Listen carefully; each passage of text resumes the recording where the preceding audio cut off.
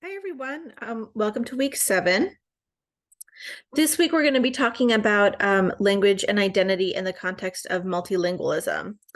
So first, I wanted to just clarify a few things, some of the terms that I think might be a little confusing or maybe potentially contradictory. So the first thing I wanted to do is talk about the difference between this idea from Bonnie Norton Pierce about investment and how this might be a bit confusing in the context of investment versus motivation. So as you read in the Pierce reading, the development of this concept really goes hand in hand with this idea of post-structuralist approaches to second language acquisition. So late 90s, early 2000s, people are starting to realize identity isn't necessarily something we have, but rather that concept of identity as something we do. It's not like a static, tangible part of our beings, but it's something that is dynamic and constructed throughout interaction and changes from context to context. And with this concept of investment, it's kind of on purpose an economic metaphor. So it's talking about something that is you get return for your money or return on investment. So I think that this is a good way for you to think about it in terms of this economic metaphor. And then this kind of goes into the way that it relates to language is that you're like, okay, I'm going to put in a year of language research and I'm hoping that I'm going to get out of it a, super strong communicative style that when I go to Spain, let's say, I'm going to feel like I have a good return on my investment after taking classes for a year.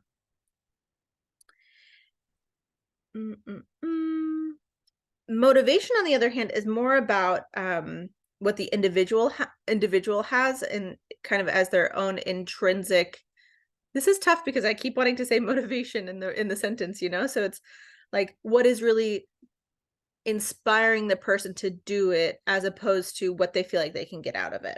I hope that's clear. We can look at this more in detail, but I want you to think of investment as this economic metaphor and motivation as kind of like a more of a static cognitive thing that really is triggering the individual to act in a certain way in pursuing their language. The other thing I wanted to talk to you about is an example which might make it a little bit clearer.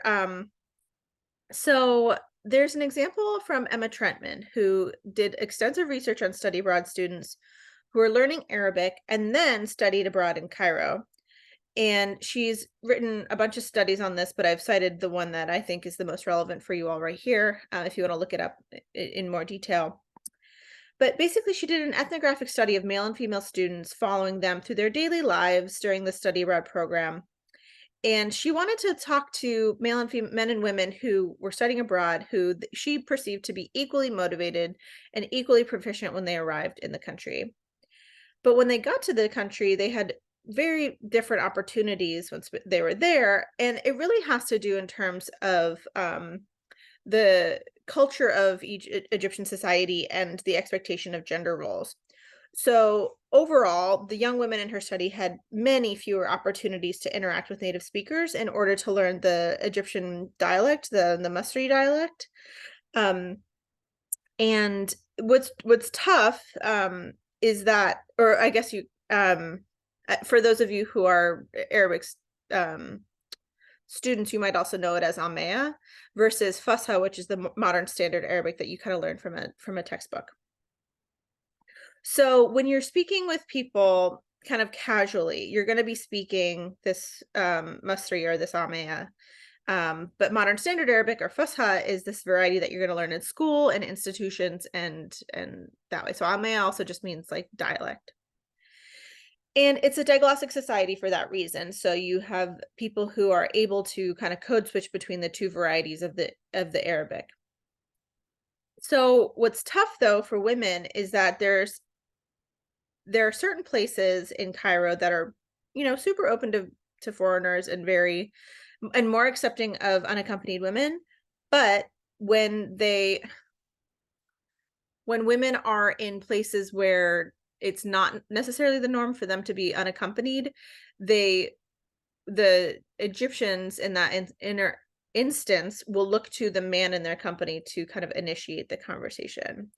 Trentman writes about how unaccompanied women are often perceived as kind of the stereotype of Western women, which is like forward and over sexualized, and they often get catcalled as a result. And this, I mean, honestly, so I grew up in Cairo from the ages of 1 to 2 plus, I think. And then when we would go back every 6 months or so. And it was really tough because I saw, like, in my prepubescent era, like, I had this wonderful experience, and I was, again, I was a child, so I probably had a little rose-colored glasses on that.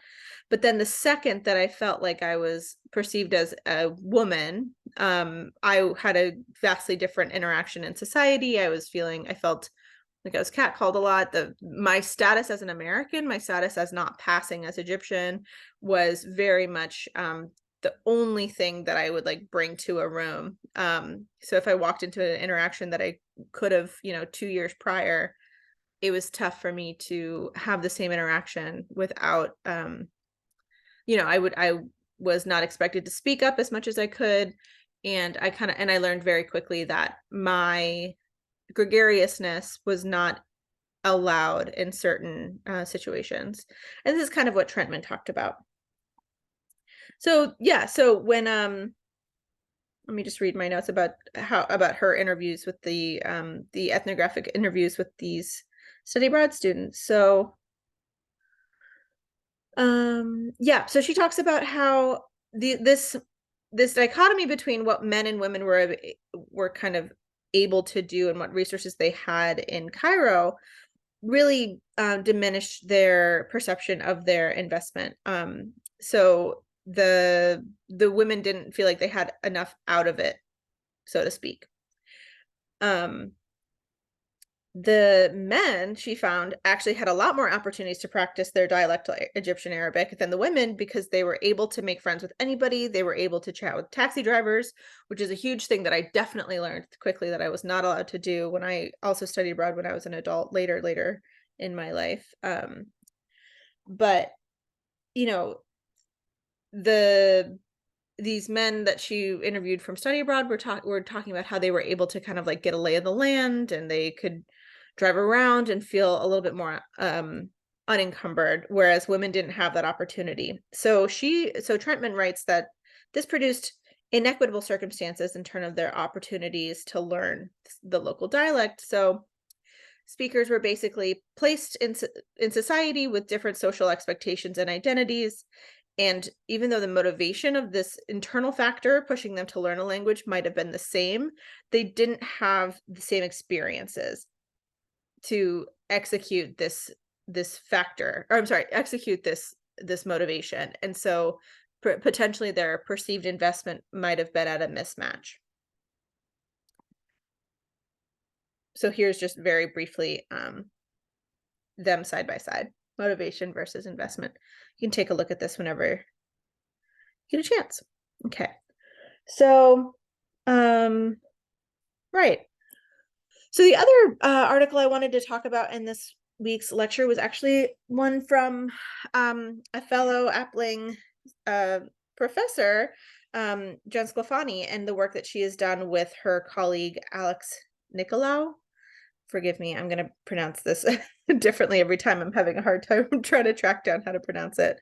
But yeah, so I think this is a really cool ethnographic study, because it looks at this idea of return migration and identities therein. So this is the work that Sclafani and Nicolau done when Sclafani was living in Greece at the time, and then she moved back to the US, and her colleague continued the interviews. But basically they wanted to learn more about people who were in and of themselves Greek, but didn't necessarily live their whole life in Greece, but had, quote unquote, returned back to the place that they had family.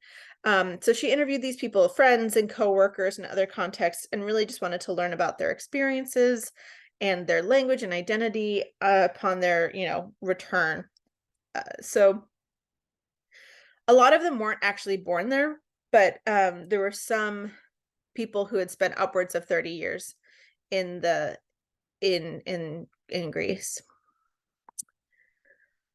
So yeah, just very briefly, their goal the goal of the researchers was to document experiences and conflicts related to language identity upon their return. There were 12 ethnographic interviews spanning from 20 to 50 minutes in length, around 30 minutes being the mean length.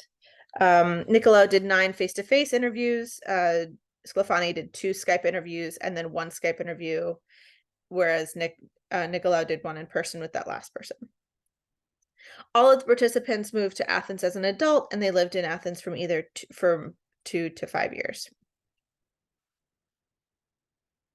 So what's really fascinating about this is they were looking at people's status of a speaker of Greek, or where somebody's status of a speaker of Greek on their return is potentially questioned, and then also the identity that that person has with respect to their own production of Greek language and their identity. So there's a bunch of really fascinating excerpts in the article that I want you to pay attention to, but their analytical focus are really these 3 points.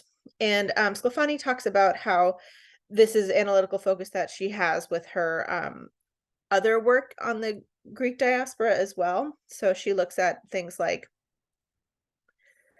language conflicts. So where a speaker's status as a speaker of Greek is questioned or problematized in an interaction with another person.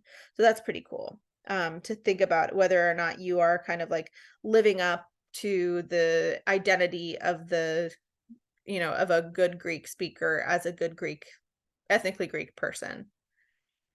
The other thing that is really interesting is when you see how people position themselves or are positioned by other people via cultural stereotypes. So, oh, you're so American, or oh, you're so Greek, or this kind of third category of being Greek American and the stereotypes therein. And then they also recognize that there are also other cultural and ethnic stereotypes that come along with being a return migrant to Greece. So if you are Albanian or Turkish or Italian or whatever, you have other stereotypes that are included in that as well. And yeah, so positioning via reported speech and double voicing. So double voicing is this idea of intertextuality where you are taking a quote and then you're putting it in somewhere in another context. So reported speech is kind of this idea of quotation. So like if I said, oh, and then my husband said blah, blah, blah, blah, blah, that would be reported speech where I'm reporting back on what he said. And and it's very similar to this idea of double voicing where I'm putting his voice in the context of my voice, if that makes sense. So you can see how somebody can be positioned and using so if I were to say something like using my experience from Egypt, if I were to say something like oh, and then oh no, maybe it would be like my family friend Abdu was like, oh yeah, and then Gracie was so funny, she said Ahlan wa sahlan, ana ismi baraka, like making fun of how I spoke Arabic. That would be a reported speech and a double voice illustration of him potentially making fun of how I position myself as an Arabic speaker. So using quoted speech and putting someone else's voice in your own voice is a very illustrative way of showing how you feel about that person. So next time you are kind of like talking about what someone said, pay close attention to how you're positioning that person, how you're portraying that person. One of my favorite examples of this, and maybe I should have led with this, is a student of mine many, many years ago did a poster presentation on the boyfriend voice, which is something that she noticed that her friends did a lot in undergrad, where she kind of would say like, they would lower their register and like slur their words in a way when they were talking about what their boyfriend said. So they would say something like, yeah, and then my boyfriend be like, I don't know, maybe we should like go get a beer or something. And it was just kind of this quote unquote boyfriend voice. And she did a bunch of studies on that, which I thought was hilarious because it's something that people definitely do. There's also then sparking from that, a couple other my students would say there was mom voice. So if they're like, no, no, no, no, no, like naggy, Charlie Brown teacher voice that they would use for their mom. Anyway, this kind of analytical focus is really fascinating because you can talk about how you feel about somebody using their words either against them or for them, or quoting their previous utterances using your voice, and it betrays a lot of how you feel about them. So that's very cool. So return migration in conclusion, yes. So what's really fascinating about this, so Sclafani talks about return migration, and there's this quote from Christo who basically says it's a turbulent journey of rooted nostalgia through multidimensional roots of belonging in the mixed sociocultural fields of home and host countries. So as you can imagine, leaving and then coming back brings along a lot of these issues of identity and multiculturalism and how you feel about how you quote unquote belong, which I think is really fascinating and beautiful and difficult.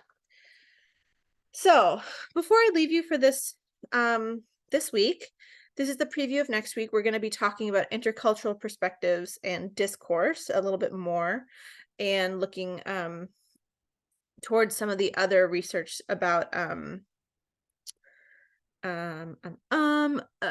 national identities and things like more research on study abroad and how that impacts people's identity and stuff. And I think you all will get a good kick out of that. So head over to the discussion board where we talk about the third reading for the week in more detail. And yeah, I am looking forward to what you all have to say. And thank you very much. Have a great week.